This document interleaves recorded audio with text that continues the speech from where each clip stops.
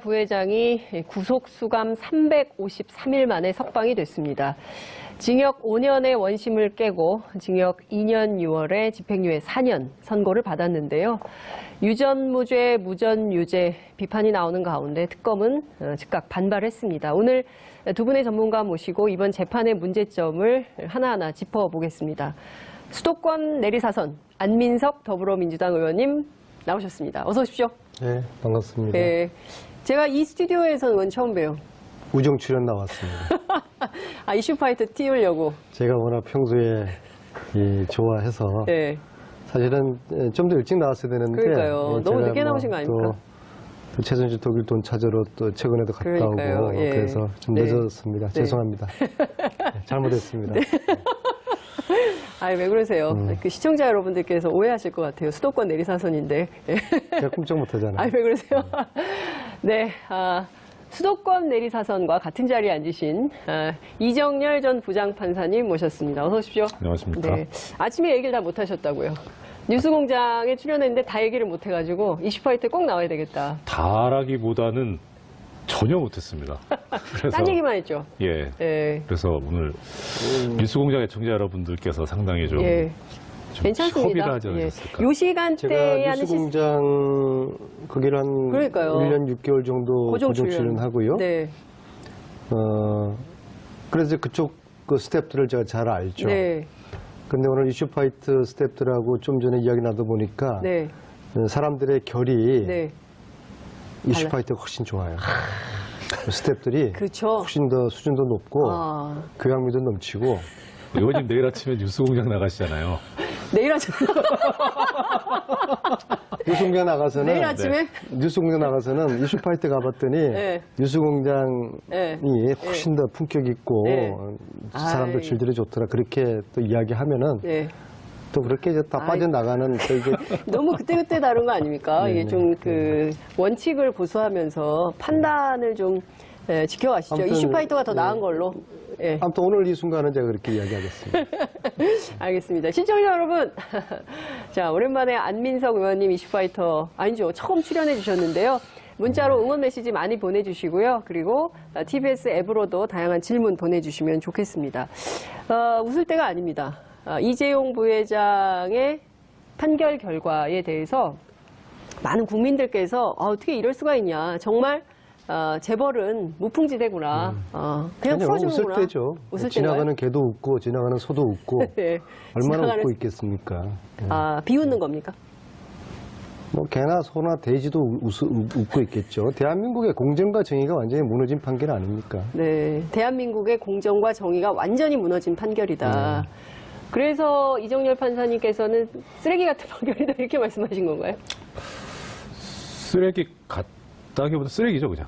쓰레기다. 네. 참 의원님께서도 말씀하셨지만 네. 이게 분노나 화가 치밀다가 네. 어느 임계점을 넘어서면 네. 그냥 웃음밖에 안 나오고 허탈해지지 않습니까? 네. 그런 상황이 돼버린 거죠. 기업하는 사람이 네. 대가 없이 돈을 줬다?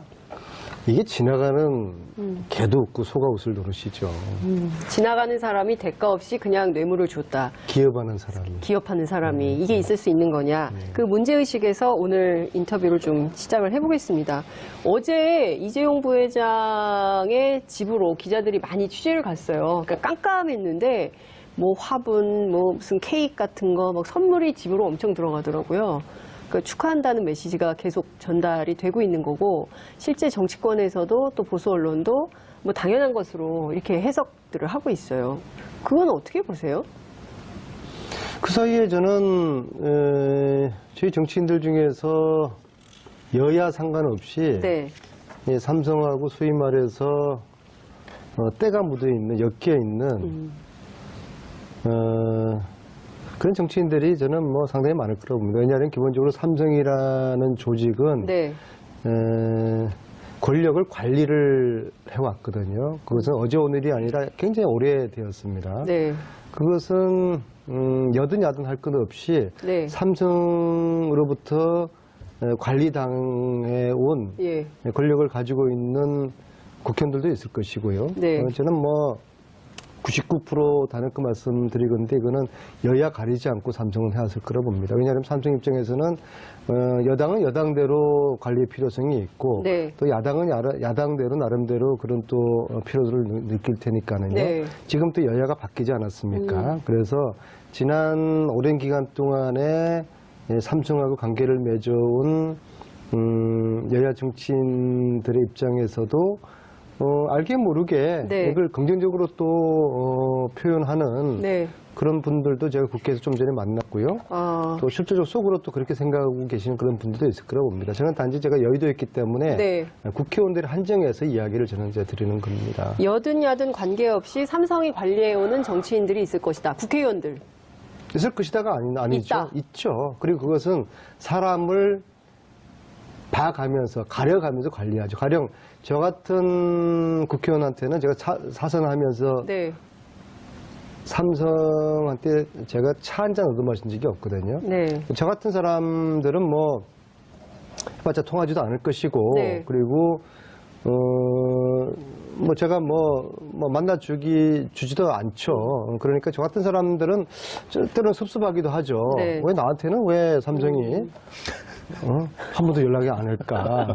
제가 그 얘기는 들었어요. 삼성의 고위급 간부가 명품을 가지고 명절 때 찾아온다는 거예요. 이제 선물이죠. 뭐 스카프, 넥타이, 뭐 허리띠, 뭐 이런 벨트, 지갑, 뭐 이런 거. 그러니까 뭐 거절하기도 그렇고 받기도 그런데 나중에 보면 엄청 고가의 선물인 이런 거 받았다가 돌려주거나 이런 사례가 종종 있다 국회 안에. 그리고 이제 삼성은 체계적으로 네. 어떤 한 의원을 로비를 할 필요가 있으면 네.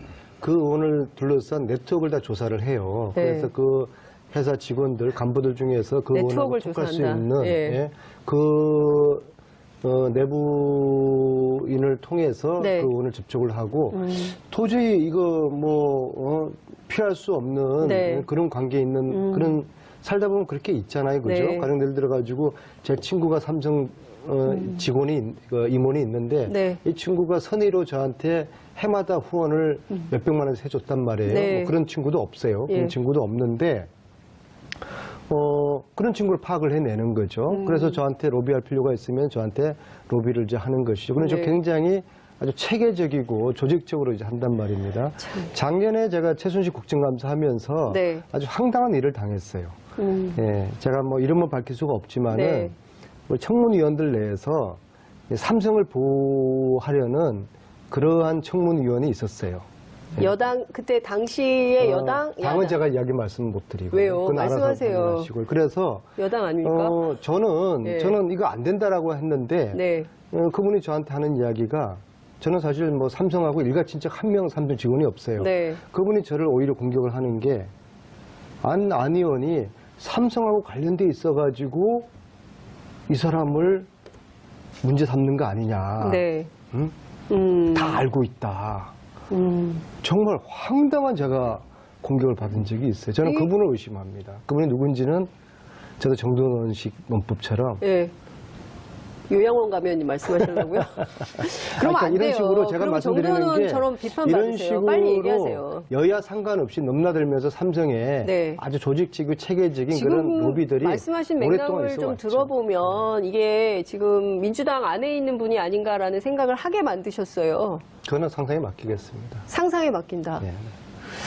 그럼 막 자유롭게 상상하게 됩니다. 그 삼성의 그런 로비력은 네. 상상을 초월한다. 아. 제가 그 말씀을 드리려고 하는 겁니다. 그리고 제가 청문회 할 때도 네. 그러한 어처구니 없는 일을 당했다. 아. 네. 아마 자유한국당에서 이런 일을 당했으면 분명히 누군지 얘기를 하셨을 텐데 그게 아니기 때문에 지금 말씀을 못 하시는 거 아닌가라고 시청자 여러분들께서 판단하지 않을까 싶고 요양원 가시기 전에 이제라도 빨리 누군지 말씀을 하시는 게 좋겠다는 생각이 좀 들고요. 제가 약간 시간을 좀 고민하실 시간을 좀 드리면서 자, 이정엽 판사님께 여쭤보겠습니다. 그러면 법원은 삼성이 로비를 안 할까? 라는 의문을 갖게 돼요. 사실 이런 부분에 대해서 답변을 드리기가 뭐한 게 네. 제가 경험이 있으면 네. 그러면은 그런 게 있습니다라고 네. 말씀드릴 텐데 저도 경험이 없고 주위에서 그런 아무도 얘기를 로비를 안 해. 들어본 적이 없어서 예. 그래서 있을 거는 같은데 예. 뭐 제가 목격하거나 들어보거나 하는 게 네. 그러니까 좀 그 부분 말씀드리기가 저는 곤란한 게 아니라 잘 모릅니다, 진짜. 이번이 집행유예 판결을 네. 예, 박주민 의원과 유시민 작가가 미리 예측을 예. 했다고 그러잖아요. 예. 저는 사실 이미 1년 전에 네. 작년 3월에 이런 사태를 우려를 했고 네.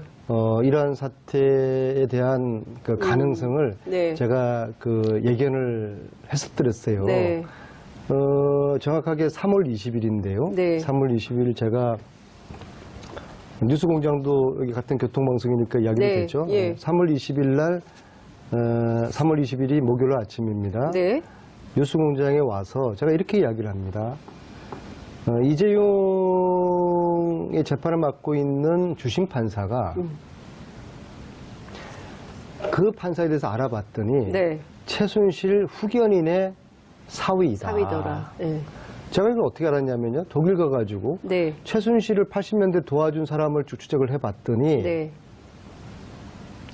윤모라는 전 그 제독 한인 회장이 있어요. 예. 그런 나이가 70이 됐는데요. 예. 그분을 몇 차례 만나면서 그분이 독일 온 최순실을 만나게 된 게 한국에 있는 임모 교수가 도와주라고 해서 네. 도와주게 됐다는 거예요. 예. 그래서 제가 한국 돌아와서 이게 작년 3월 10일경의 이야기입니다. 그 주 예. 이야기인데요. 예. 한국 돌아와서 임모 교수가 누군지를 쭉 추적을 했더니 사위가 네. 이재용 재판을 맡고 있더라고요. 그래서 이영훈 부장판사죠? 뭐 제가 뭐 이러면 그러면 좀 그럽니다만은 예. 그래서 제가 이 3월 20일 날 뉴스공장 이야기할 때까지 며칠을 제가 고민하고 망설였어요. 왜냐하면은 한 정치인으로서 이재용을 지키려는 이런 업무가 있었다 그러면은 이 네. 업무를 분쇄하는 네. 한 정치인의 시도가 네. 삼성과 싸우는 게 이게 얼마나 무모하고 위험한 일인가에 대한 두려움이 있어서 며칠 동안 고민 끝에 그런데 이 진실은 알려야 되겠다. 왜냐하면은 이재용이가 만약에 이게 뇌물건이 무죄가 되면은 네. 박근혜도 무죄가 되는 거고 최순실도 이게 무죄가 되는 네. 거거든요. 그래서 이거는 어마어마한 그 일이고 국정농단 재판의 핵심이거든요. 이 핵심의 판사가 네. 최순실 후견인의 사위다. 네. 이게 과연 우연의 일치겠는가. 그래서 제가 고심 끝에 네. 용기를 내서 3월 20일 날 목요일 아침에 뉴스공장에서 이 이야기를 합니다. 네. 하니까 저는 판사를 교체하라는 주장도 안 했어요.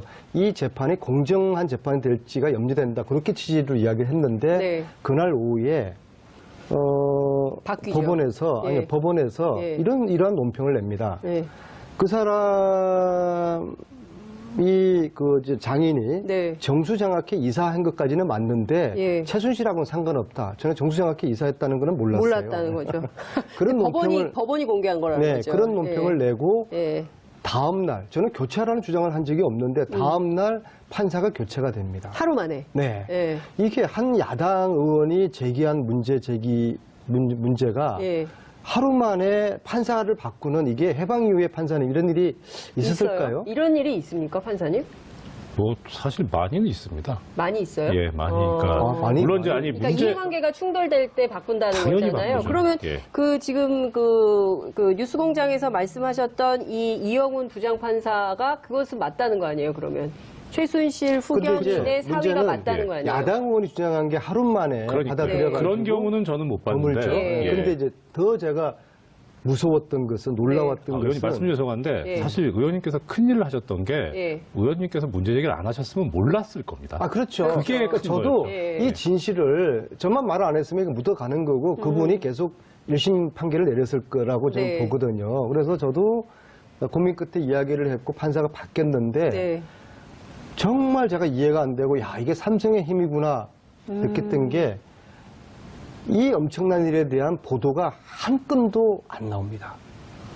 왜 그 판사가 처음에 됐는지 예. 그다음에 안민석 의원의 주장으로 하루 만에 왜 다른 판사로 바뀌었는지에 대한 기자들이 언론사에서 궁금할 거 아니에요. 네. 그럼 취재가 들어가야 되고 네. 보도가 됐을 텐데 여기에 대해서 단 한 건의 보도가 없어요.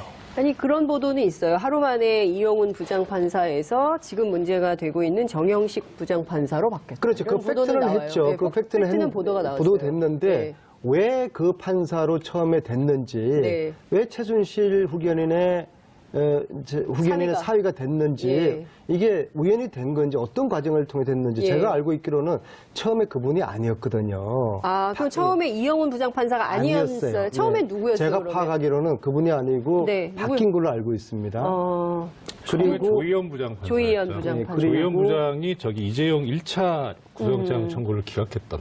예. 그러면 왜 그렇게 그분으로 이모 부장판사로 주심판사 처음에 됐는지, 그 다음에 하루 만에 어찌해서 네. 이게 바뀌게 됐는지, 그런 거에 대한 기자들의 취재가 있어야 되고 보도가 돼야 되잖아요. 그래서 그게 일절 다루지 않는 거 보고서 네. 야, 이게 삼성의 힘이구나라는 네. 것을 제가 절감하게 됐죠. 그리고 어제의 이재용의 집행유예는 저는 네. 그러한 맥락 흐름과 무관치 않다고 봅니다. 그 이후에 법원에서 어떤 일이 있었는지 네. 언론이 주시하지 않고 국민들이 뭐 잘 되겠지, 법원이 정의를 세워주겠지라고 너무 믿었던 것이죠. 네. 근데 지금 보면 국민들의 시각에서 질문을 좀 드리면 조희연 판사, 이영훈 판사, 정영식 판사에 이르기까지 정용식 판사 되기 전에 1심 판사는 다른 분 아니었어요? 그러니까 1심 판사가 지금 네. 말씀하신 조희연 부장판사하고 판사가? 이영훈 부장판사였고 정영식 네. 부장판사는 지금 처음부터 처음부터. 예, 항소심 와서 처음부터 창소심. 했습니다. 그러면 지금 이 상황에서 근데 네. 이제 좀 신기했던 거는 사실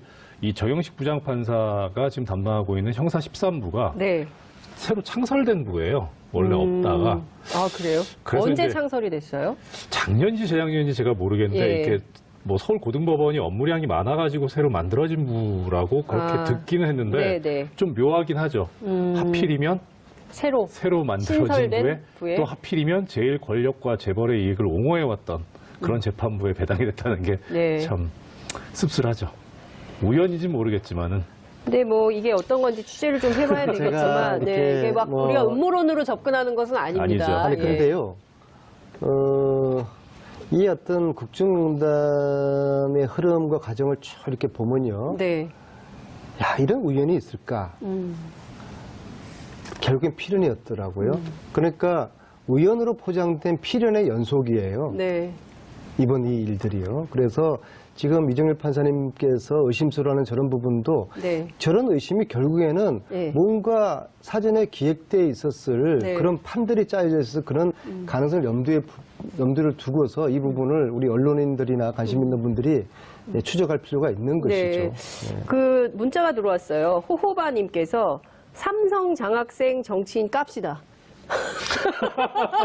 적합한 기회가 되면은 저에게 더 큰 용기가 네. 아, 여러분, 안민석 만들어지면은- 의원님에게 이걸 까게 공개할 수 있게 용기를 좀 주시면 좋겠습니다. 그래야 아무래도 공개를 하실 것 같아요. 지금은 아직 용기가 부족하시기 때문에 공개를 못 하시겠다고 하니까 더 큰 용기를 낼 수 있게 여러분들께서 응원을 좀 해주시면 좋을 것 같습니다. 이정열 판사님께 좀 여쭙고 싶어요. 특검이 즉각 반박을 했어요.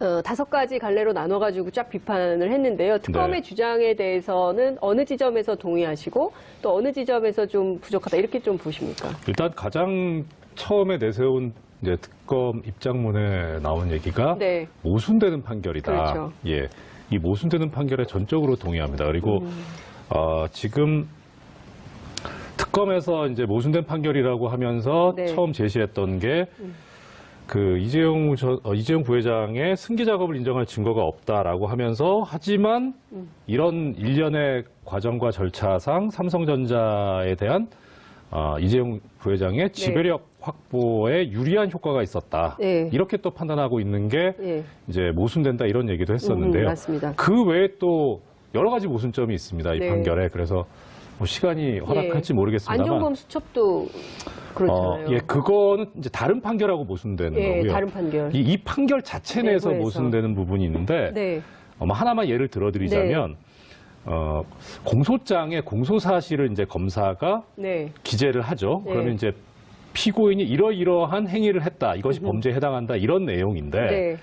그런 내용을 쓸 때에는 범행이 있었던 때, 일시, 예, 예. 장소, 예. 내용 뭐 이런 거를 좀 구체적으로 적어야 됩니다. 그래야 피고인 입장에서 나는 그런 행위를 하지 않았다라고 하는 방어를 할 수 있으니까요. 네. 뭐 예를 들어 일시가 다르다면 알리바이 주장도 할 수 있고요. 네. 만약에 이런 게 불투명하고 소위 말해서 두리뭉실하면 네. 그러면 공소 제기가 위법하기 때문에 무효가 되고 네. 공소기각 사유가 됩니다. 아예 그냥. 아예. 예. 네. 근데 지금 변호인 측에서 그러니까 이재용 부회장 측에서 이 주장을 했었어요. 계속. 이 지금 뇌물 공여 부분 관련해서 네. 너무 모호하다라는 네. 주장을 했습니다. 네. 이 부분을 받아들이지 않아요. 예. 이 항소심 재판부에서도. 예. 왜 그 이유가 뭐냐면 네. 얘기한 것이 범죄의 성격이나 네. 그다음에 범행 기간이나 네. 또 이런 걸 좀 비춰보면 네. 이제 좀 길었고 예. 이게 상당히 뇌물 범죄라는 게 은밀하게 벌어지지 않습니까? 예. 그러니까 지시했다는 내용 또 공모했다는 내용을 좀 다소 개괄적으로 표시하는 게 부득이하다고 보여진다. 네. 그러니까 이 정도 가지고는 공소기각 사유가 안 된다라고 네. 했어요. 그런데 나중에 가서 내용에 있어서 네. 이제 이 판결에서 무죄를 선고하면서 이야기했던 게 뭐냐면 승계 작업이 인정되지 않는다, 삼성에. 그렇죠. 예. 그다음에 부정한 청탁이 있었다고 보이지도 않는다. 네. 설령 있었더라도 알았다고 보기가 어렵다라고 예. 하는 여러 가지 이제 단계적인 근거를 제시를 하고 있는데 이 판결에서 네. 그 가운데 이 재판부에서 뭐라고 얘기를 하고 있냐면 이런 부정한 청탁에 관한 인식은 네. 명확해야만 방어권 행사에 지장이 되지 않고 명확성의 원칙이 위반되지 않는다라는 그런 논리를 쓰면서 그래서 네. 명확하게 지금 검사가 특검에서 주장도 못하고 있고 증거도 없기 때문에 부정한 청탁이 있었다고 인정하기 어렵다 이렇게 나오거든요. 그러니까 지금 내용을 보면 네. 그러니까 뇌물의 경우에도 이런 거예요. 그러니까 정당한 사내 절차를 거친 회사 자금을 뇌물로 주었기 때문에 문제가 없다라는 식으로 또 보기도 했고요. 또 하나는 이재용 부회장이 이 뇌물을 주어서 얻은 이익이 없다. 오히려 피해자다. 이런 피해자 논리를 주장을 하고 있어요. 그러니까 두 가지에 대해서 국민들이 신문을 보면서 이게 말이 되나? 삼성은 그 회사 자금으로 주는 뇌물은 합법인가 보다. 이런 생각마저 하게 되는 어제 거거든요. 그 언론들의 논조를 보면요. 네. 이재용은 무죄가 되었지만은 네. 박근혜 쪽의 뇌물의 부분은 더 강화. 음중이 다뤄질 예, 것이라고 예. 했는데 저는 좀 거기에 대해서 좀 다른 생각을 좀 했어요. 예. 뇌물이라는 것이 예. 준 사람이 무죄면은 받는 사람도 무죄가 되는 거 아니겠습니까? 그렇죠. 그러니까요. 일반적으로 그렇죠. 예. 근데 왜 언론에서는 그렇게 거의 한 목소리로 그렇게 해석을 하죠? 두 가지로 저는 우리 민심을 좀 네. 다독거리는 건가요? 그게 저는 1번인 것 같고요. 아. 그러니까 다독거린다고 의원님께서 점잖게 말씀하셨는데 네. 뭐 삼성을 네. 쉴드치기 위한, 옹호하기 위한 그런 게 아닌가 싶고 삼성을 실드치기 위한 거다. 나는 정말 백보, 만보, 천보를 양보해서 예. 좋게 해석한다면 예. 그러니까 뇌물죄에 있어서 공직자가 실제로는 이 뇌물을 받겠다는 의사로 협박을 한 경우에 네. 공갈죄와 뇌물죄가 동시에 성립한다고 보는 게 일반적인 통설의 입장이거든요. 그럼 이렇게 되면 역으로 뇌물을 주는 쪽에서는 공갈의 피해자가 되기 때문에 아. 그때는 이제 뇌물 공여는 성립이 안 되는 거죠. 그래서 이쪽에선 받는 쪽에선 뇌물이 되더라도 네. 주는 쪽에선 뇌물 공여가 안 되는 수가 있기는 합니다. 그러니까 이게 근데 이게 이 건이 그 건에 해당되나요? 그렇게 지금 본 듯해요. 해석을 그 전제는 굉장히 어렵게 말씀을. 기업인이 돈을 선의로 줄 수도 있다. 아무런 대가 없이 줄 수도 있다. 이제 그런 게 전제를 지금 하는 거 아니에요? 그죠? 그러니까 뺏겼다는 거죠. 공갈의 피해자라는 거죠. 공갈의 피해자. 그러니까 네. 박근혜 전 대통령이 공갈을 쳐서 네. 이재용 부회장, 그러니까 삼성의 돈을 뺏은 거다. 예, 뜯었다. 뜯었다. 그러니까 뜯긴 이재용 부회장은 피해자고. 예, 그렇죠. 이 논리를 변호인도 주장을 했었고 그게 예. 그런 식으로 지금 논리 구성이 돼 있기는 해요. 그러니까 삼성이 아무런 대가가 바라지 않았다는 걸 지금 전제로 하는 거 아니겠어요? 근데 그렇죠. 그렇게 하기에는 이 삼성물산과 제일모직 인수 합병 과정에서 생긴 여러 가지 문제점으로 문영표 보건복지부 장관 구속됐죠. 그리고 국민연금 기금운용본부 본부장이었던 홍한선 본부장 구속됐죠. 징역 2년 6월씩 받았잖아요. 근데 그 과정에서 받은 피해자들은 다 징역 살고 있는데. 그 사람들도 이제 다 풀어줘야 되는 거죠. 그런 겁니까? 판사님 어떻게 보세요? 다 풀어줘야 돼요? 사실 아까 이 판결대로라고 하는 전제를 예. 까셔서 그런데 그렇다면 그렇고 근데 예. 사실 저는 이제 이 판결에 대해서 보면서 뭐 결론에 해당하는 말씀입니다만 네. 크게 뭐 걱정은 안 되는 게 네. 그런 문영표 전 장관이나 홍완선 기금본부장 전 기금본부장 같은 예. 경우는 그런 판결들이 있기 때문에 거기서 예. 본인들이 인정을 했거든요. 예. 그러니까 이게 대법원에 이제 전부 모였을 때 그때 과연 어제 있었던 이 이재용 부회장에 관한 이 대한 판결이 과연 대법원에서 유지될 수 있을 것인가 저는 상당히 회의적으로 보거든요. 대법에서 뒤집어진다. 네, 뒤집어질 거라고 뒤집어질 수밖에 없다. 이렇게. 대법의 판사들은 제대로 판결을 할까요? 일단 현재는 난망인데요. 네. 지금 이재용 부회장 같은 경우에 집행유예로 석방된 거에 대해서 우리가 상당히 분개는 하고 있습니다만 어떻게 보면은 잘 됐다 싶은 게 구속 상태에 있을 때에는 이 판결 선고 기간에 제한이 있어요. 네. 그런데 불구속 상태에서는 그런 제한이 없거든요. 그러니까 좀 묵혀놨다가 네. 대법관들 이제 좀 있으면 다 상당 부분 임기 종료로 교체되잖아요. 예. 좀 제대로 생각할 수 있는 대법관들로 많이 교체가 됐을 때 그때 가서 이 판결을 선고해도 저는 늦지 않다고 근데 생각해요. 지금 당장 국민적인 법 감정에 비유한다면 물론 이제 대법에 가서 뒤집어질 가능성이 높다 하더라도 지금 이 판결에 대해서 국민들이 공분하는 가장 큰 이유는 뭐 이런 거예요. 승마 지원에 사용된 돈은 형식적인 아마 사회공헌 활동의 일환으로서 볼 수 있다.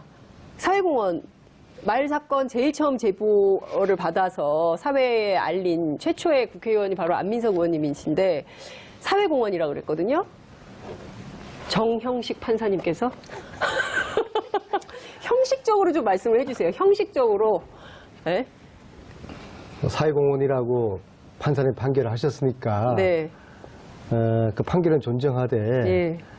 국민들 중에서 믿는 사람, 그걸 수용하는 사람이 누가 있겠습니까? 그래서 저는 뭐 법률 전문가는 아니지만은 네. 이 판사의 판결은 국민들을 우습게 하는 그런 판결이라고 저는 봅니다. 국민을 우습게 하는 판결이다. 네. 그리고 또 한편으로 보면요. 네. 이제 국민들이 꺼져가는 이 촛불의 불씨, 뭐 법원이 알아서 해주겠지. 네. 그런 좀 믿음은 갖는 거죠. 예. 그 판사들 사법부 내부의 적폐에 대해서 우리 국민들은 저만 하도 잘 모르거든요. 네. 국회의원들 중에서도 법사위 내부에 있는 몇몇 분 아니면은 잘 몰라요. 네. 그래서 이 국민들로 하여금 또다시 경각심을 깨우쳐준 그런 결과를 초래하고 있지 않는가. 이게 국민들에게 경각심을 주기 위해서 이런 판결을 한 거다. 끝날 때까지 네, 사회공헌을. 끝날 때까지 끝난 게 아닌가벼. 이거 정말 이게 끝나지 않은 전쟁이네. 예. 다시 한번 정신 바짝 차리고 예, 국민들이 예. 눈을 부릅뜨고 봐야 되겠네. 국민들이 또 한 번 촛불을 그런 이제 들어야겠다. 경각심을 좀 국민들은 모두 예.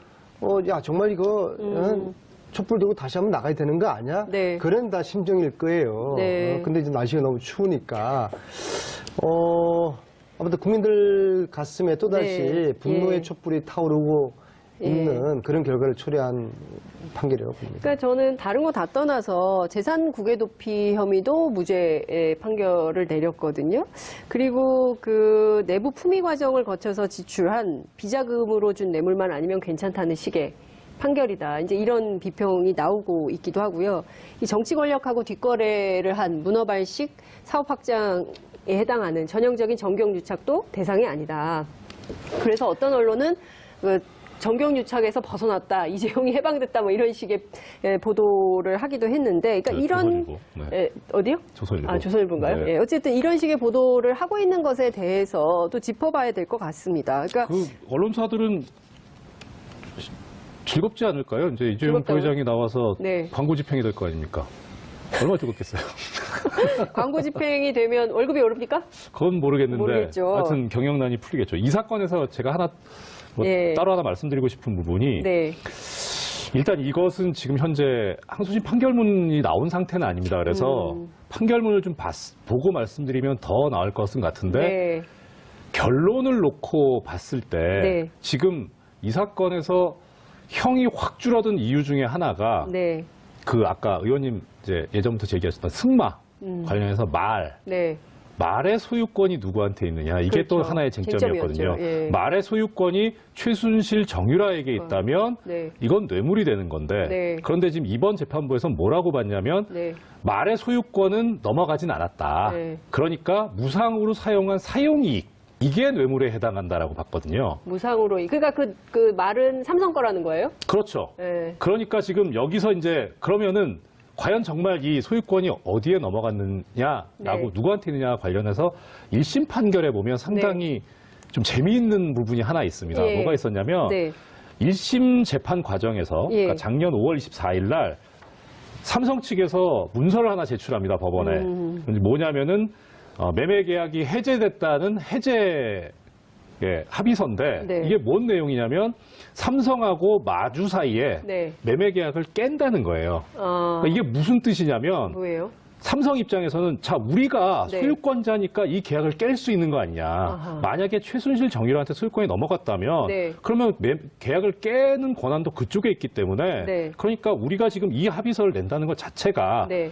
저쪽 말을 사고 팔고 했던 거기서도 네. 삼성 쪽을 소유자로 생각하고 있는 거다. 그러니 뇌물이 아니다라는 주장을 합니다. 근데 거기에 대해서 1심 판결에 뭐라고 나오냐면 다 좋은데 네. 다 좋은데 첫째는 이 합의서에 네. 이 이재용 부회장 사건에서 법적으로 문제되는 부분들에 관한 조항들이 하나하나 다 나와요. 그리고 이게 이제 당연히 재판 과정에서 작성된 문서잖아요. 네, 네. 그러니까 어떻게 예. 이쪽은 그렇다 치고 네. 저쪽 독일 측에서 이 재판에서 문제가 되는 걸 어떻게 다 알고 이렇게 합의를 했느냐.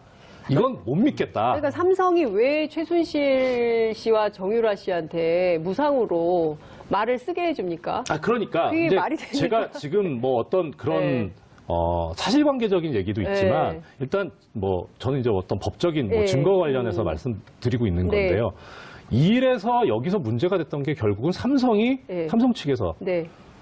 존재하지 않는 사실을 증명하기 위해서 증거를 착출을 한 거예요. 아. 만들어낸 거예요. 근데 이게 지금 항소심 판결대로 소유권이 정유라 최순실에게 있지 않다면 네. 그럼 이 합의서는 어떻게 해석을 할 것이냐. 아. 이게 그럼 정당한 합의서라고 본 거냐. 네. 라는 의문이 좀 있거든요. 그래서 그렇구나. 전 사실 판결문이 아직 나오기 전인데 네. 도대체 이 정영식 부장판사 재판부에서는 이 합의서를 뭐라고 봤을까. 아.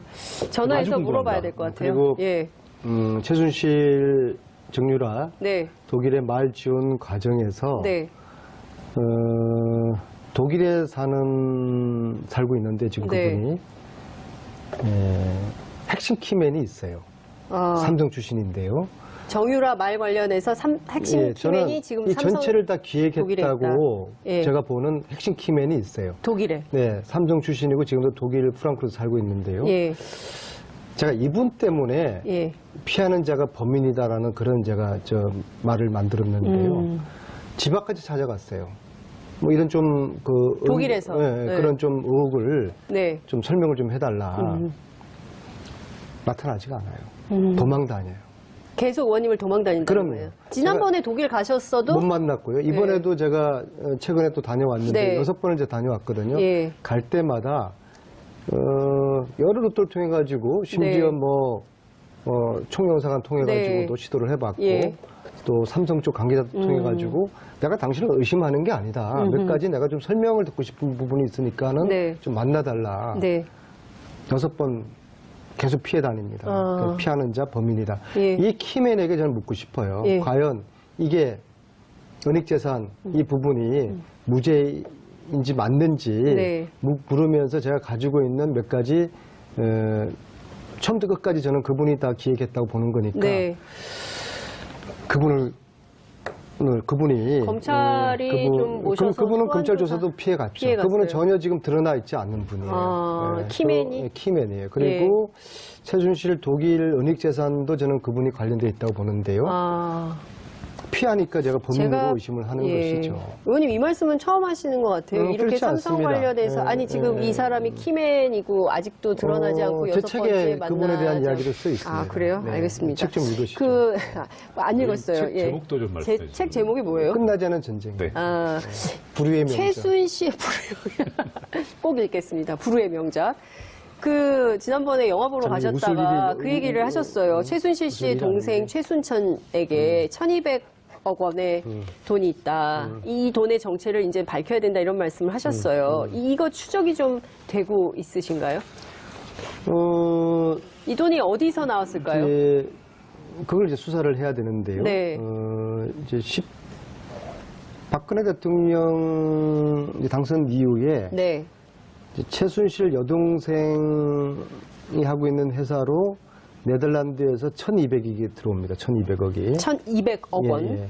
시점이 좀 상당히 의심스럽죠. 그래서 저는 첫째, 이 네덜란드에 이 돈을 보냈다는 이 회사가 페이퍼 컴퍼니가 아닐까 그 의심을 했는데요. 네. 이번에 그것이 페이퍼 컴퍼니라는 걸 이제 확인을 했습니다. 자본금이 네.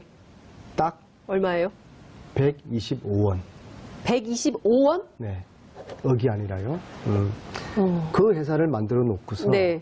근데 그 회사를 설립한 날짜가 12년 12월 19일입니다. 무슨 날이죠? 대통령 박근혜 선거가 있는 날. 당선된 네. 날이네요. 그날 페이퍼 컴퍼니를 만들어서 그 예. 회사를 통해 가지고 예. 보름 후에 돈을 쏩니다. 1,200억 원을. 네. 예. 1,200억은 두 차례 들어오죠. 예. 첫 번째는 13년 1월달에 들어오고요. 예. 자, 그러면 아니 1,200억 원을 두 번으로 나눠서 얼마씩 가는 건가요? 13, 14년도에 네. 그 금액은 제가 정확하게 아, 모르겠어요. 예. 어쨌든 두 차례 걸쳐서 1,200억 원이 갔다. 네. 그러면 과연 12월 19일 날 그 회사를 설립한 게 네. 이게 우연히 있을까? 그리고 125원 네. 달러도 아니고요. 125원. 125원을 네. 누가 왜 보냈을까? 예. 자본금으로. 네. 이걸 이제 수사를 해야 되는 것이죠. 근데 이 수사의 난점은 결국에는 그 돈들이 누구 돈인가를 찾아야 되는 네. 건데요. 이미 소위 말하는 금은머리 외국인이라는 외국인들로 차명으로 이렇게 돌려져 있을 겁니다. 네. 이걸 수사하기 위해서는 네덜란드나 네. 그 돈은 저는 홍콩과 미국에서 들어왔을 거라고 보는데요. 홍콩과 미국. 홍콩과 미국에서 돈이 들어와서 네덜란드의 예. 페이퍼컴을 통해서 예. 한국으로 들어왔을 거라고 제가 지금 퍼즐을 맞췄는데요. 네. 그러면은 홍콩은 그 돈이 누구 것이며 네. 미국은 그 돈이 누구 것인지 이거는 자, 검찰이 현재의 공권력하고 우리 네. 검찰이 수사를 해야 되는 수사 문제죠. 공조를 해서 이거를 확인을 좀 해야 되겠다. 이게 지금 적폐청산이 뭐 피로도 얘기하지만 아직도 궁금증은 은닉재산 하나도 안 계속 나왔죠. 은닉재산 은닉재산 하나도 안 나왔고 그리고 지금 궁금증은 계속 커지는데 이것을 덮을 이유는 없다. 덮으려고 하면 감추려는 자가 범인이다. 이 말씀 주셨습니다.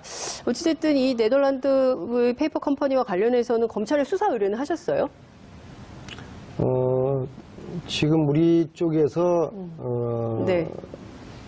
네. 이번 주부터 네. 이 관련 그 네. 수사팀이 알겠습니다. 대검에서 새로 생겼어요. 네. 알겠습니다. 아, 이 얘기 더 들어야 될 것 같아서 한 번 더 모셔야 될 것 같습니다. 오늘은 여기까지 말씀을 드려야 될 것 같습니다. 고맙습니다. 고맙습니다. 이슈파이터 오늘 순서 여기서 마무리하겠습니다. 시청해주신 여러분 대단히 감사합니다. 고맙습니다. 부회장이 구속 수감 353일 만에 석방이 됐습니다. 징역 5년의 원심을 깨고 징역 2년 6월에 집행유예 4년 선고를 받았는데요. 유전무죄, 무전유죄 비판이 나오는 가운데 특검은 즉각 반발했습니다. 오늘 두 분의 전문가 모시고 이번 재판의 문제점을 하나하나 짚어보겠습니다. 수도권 내리사선 안민석 더불어민주당 의원님 나오셨습니다. 어서 오십시오. 네, 반갑습니다. 네, 제가 이 스튜디오에서는 처음 봬요. 우정 출연 나왔습니다. 아, 이슈파이터 띄우려고. 제가 워낙 평소에 좋아해서 네. 사실은 좀 더 일찍 나왔어야 되는데 그러니까요. 너무 제가 늦게 나오신 거 아닙니까? 또 최순실 독일 돈 찾으러 또 최근에도 갔다 그러니까요. 오고 예. 그래서 좀 네. 늦었습니다. 네. 죄송합니다. 네, 잘못했습니다. 아니, 왜 그러세요? 그 시청자 여러분들께서 오해하실 것 같아요. 수도권 내리사선인데. 제가 꿈쩍 못하잖아요. 아니, 왜 그러세요?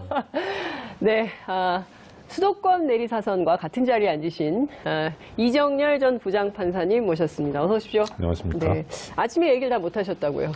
뉴스공장에 출연했는데 다 얘기를 못해가지고 이슈파이터에 꼭 나와야 되겠다. 다라기보다는 전혀 못했습니다. 그래서 딴 얘기만 했죠. 예. 네. 그래서 오늘 뉴스공장 애청자 여러분들께서 상당히 좀, 예. 좀 괜찮습니다. 협의를 하지 예. 않으셨을까. 요 시간대에 제가 하는 뉴스공장 거기를 한 그러니까요. 1년 6개월 정도 고정 출연하고요. 네. 그래서 그쪽 그 스태프들을 제가 잘 알죠. 네. 근데 오늘 이슈파이트 스태프들하고 좀 전에 이야기 나도 보니까 네. 사람들의 결이 네. 이슈파이트가 훨씬 좋아요. 스태프들이 그렇죠. 훨씬 더 수준도 높고 아, 교양미도 넘치고 의원님 내일 아침에 뉴스공장 나가시잖아요. 내일 아침에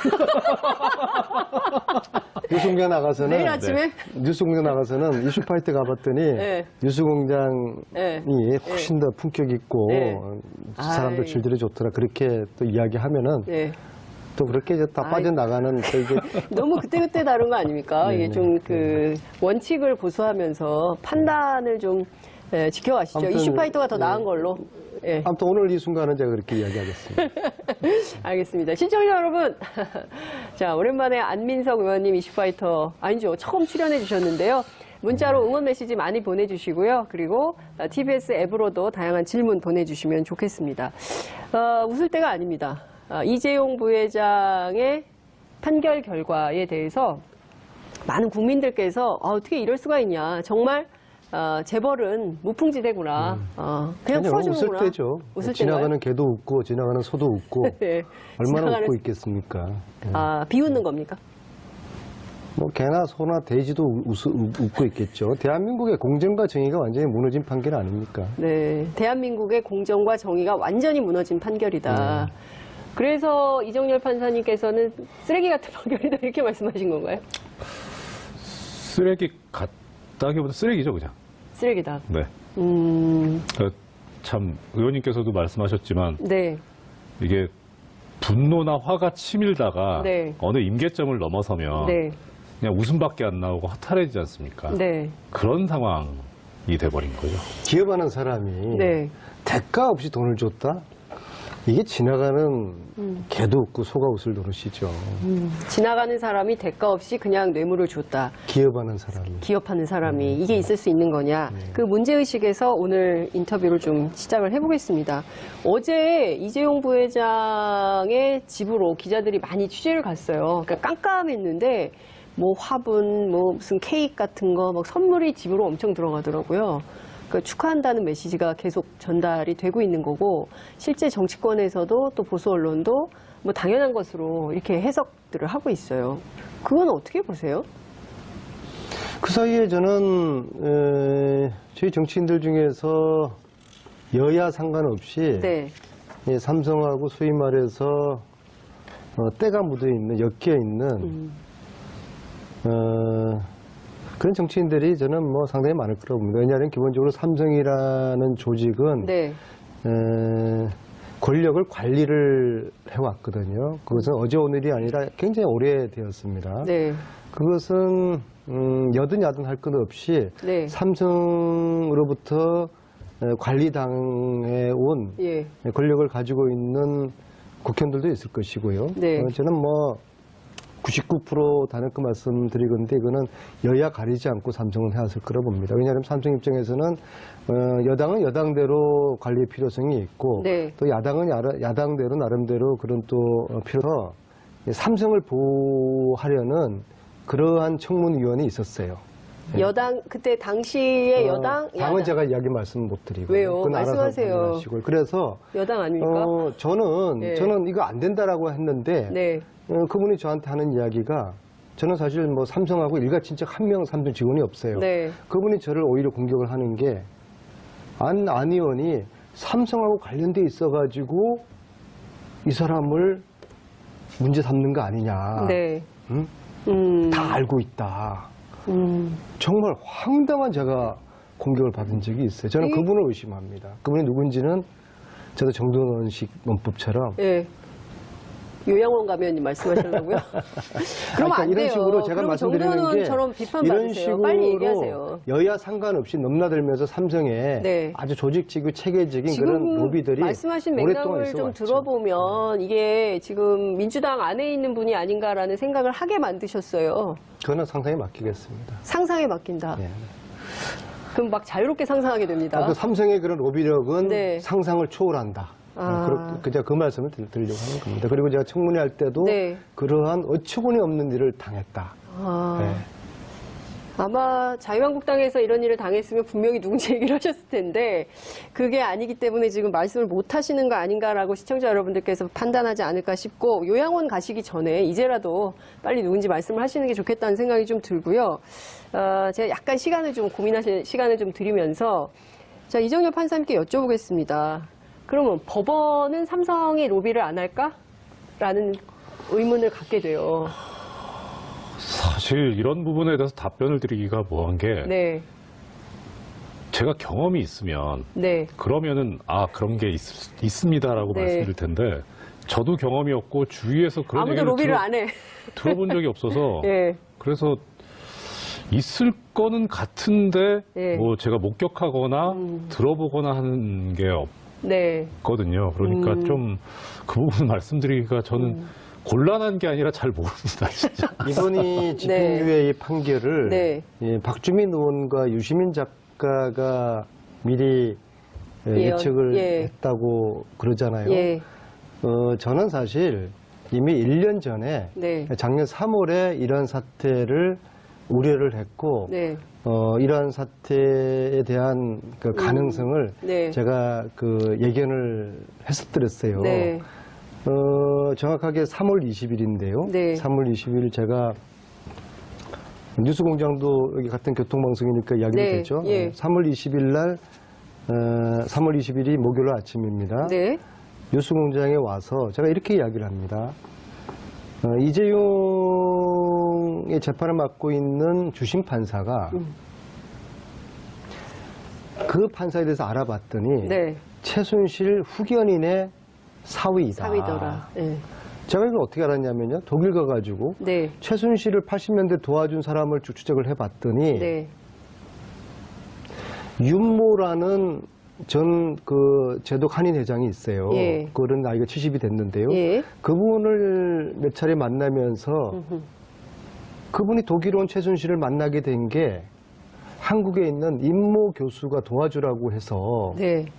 도와주게 됐다는 거예요. 예.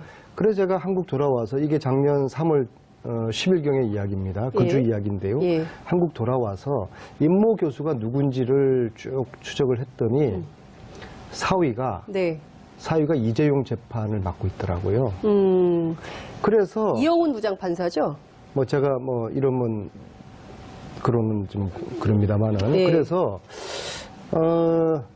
제가 이 3월 20일 날 뉴스공장 이야기할 때까지 며칠을 제가 고민하고 망설였어요. 왜냐하면은 한 정치인으로서 이재용을 지키려는 이런 업무가 있었다 그러면은 네. 이 업무를 분쇄하는 네. 한 정치인의 시도가 네. 삼성과 싸우는 게 이게 얼마나 무모하고 위험한 일인가에 대한 두려움이 있어서 며칠 동안 고민 끝에 그런데 이 진실은 알려야 되겠다. 왜냐하면은 이재용이가 만약에 이게 뇌물건이 무죄가 되면은 네. 박근혜도 무죄가 되는 거고 최순실도 이게 무죄가 되는 거거든요. 네. 그래서 이거는 어마어마한 그 일이고 국정농단 재판의 핵심이거든요. 이 핵심의 판사가 네. 최순실 후견인의 사위다. 네. 이게 과연 우연의 일치겠는가. 그래서 제가 고심 끝에 네. 용기를 내서 3월 20일 날 목요일 아침에 뉴스공장에서 이 이야기를 합니다. 네. 하니까 저는 판사를 교체하라는 주장도 안 했어요. 이 재판이 공정한 재판이 될지가 염려된다. 그렇게 취지로 이야기를 했는데 느낄 테니까는요. 네. 지금 또 여야가 바뀌지 않았습니까? 그래서 지난 오랜 기간 동안에 삼성하고 관계를 맺어온 여야 정치인들의 입장에서도 알게 모르게 네. 이걸 긍정적으로 또 표현하는 네. 그런 분들도 제가 국회에서 좀 전에 만났고요. 또 실제적으로 속으로 또 그렇게 생각하고 계시는 그런 분들도 있을 거라고 봅니다. 저는 단지 제가 여의도에 있기 때문에 네. 국회의원들을 한정해서 이야기를 저는 이제 드리는 겁니다. 여든 야든 관계없이 삼성이 관리해오는 정치인들이 있을 것이다. 국회의원들. 있을 것이다가 아니죠. 있다. 있죠. 그리고 그것은 사람을 봐가면서 가려가면서 관리하죠. 가령 저 같은 국회의원한테는 제가 사선하면서 네. 삼성한테 제가 차 한 잔 얻어마신 적이 없거든요. 네. 저 같은 사람들은 뭐 해봤자 통하지도 않을 것이고 네. 그리고 뭐 제가 주지도 않죠. 그러니까 저 같은 사람들은 때로는 섭섭하기도 하죠. 네. 왜 나한테는 왜 삼성이 한 번도 연락이 안 할까? 제가 그 얘기는 들었어요. 삼성의 고위급 간부가 명품을 가지고 명절 때 찾아온다는 거예요. 이제 선물이죠. 뭐 스카프, 넥타이, 뭐 허리띠, 뭐 이런 벨트, 지갑, 뭐 이런 거. 그러니까 뭐 거절하기도 그렇고 받기도 그런데 나중에 보면 엄청 고가의 선물인 이런 거 받았다가 돌려주거나 이런 사례가 종종 있다 국회 안에. 그리고 이제 삼성은 체계적으로 네. 어떤 한 의원을 로비를 할 필요가 있으면 네. 그 의원을 둘러싼 네트워크를 다 조사를 해요. 네. 그래서 그 회사 직원들, 간부들 중에서 그 의원하고 네트워크를 톡할 수 조사한다. 있는 예. 예, 내부인을 통해서 네. 그 의원을 접촉을 하고 도저히 이거 피할 수 없는 네. 그런 관계에 있는 그런 살다 보면 그렇게 있잖아요. 그죠? 네. 가령 예를 들어가지고 제 친구가 삼성 임원이 있는데 네. 이 친구가 선의로 저한테 해마다 후원을 몇백만 원씩 해줬단 말이에요. 네. 뭐 그런 친구도 없어요. 예. 그런 친구도 없는데 그런 친구를 파악을 해내는 거죠. 그래서 저한테 로비할 필요가 있으면 저한테 로비를 이제 하는 것이죠. 그래서 네. 굉장히 아주 체계적이고 조직적으로 이제 한단 말입니다. 작년에 제가 최순실 국정감사 하면서 네. 아주 황당한 일을 당했어요. 예, 제가 뭐 이름은 밝힐 수가 없지만은 네. 뭐 청문위원들 내에서